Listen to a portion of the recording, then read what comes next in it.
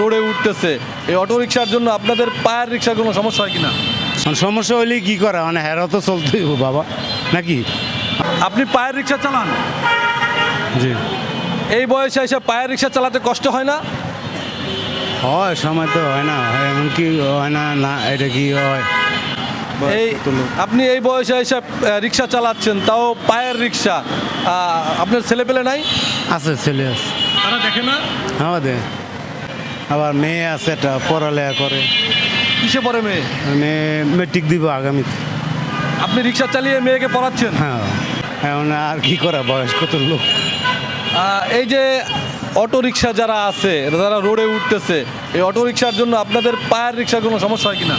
সমস্যা এটাই, এরা ভাড়া আমগো আবার একটু সমস্যা এই সমস্যা হলে কি করা, মানে হেরা তো চলতেই হবে বাবা নাকি। মানে আমরাও আসি বুড়া মানুষ, কোনো রকমে বাইরে ঘুরিয়ে যাই, রোডে আই, অল্প স্বল্প পয়সা যাই পাই এই আর কি। মানে এরা তো হচ্ছে জুয়ান মানুষ, এরা কাজ কাম না পাইলে এই অটো চালায়, মানে কি করা, কিছু করার আছে কম।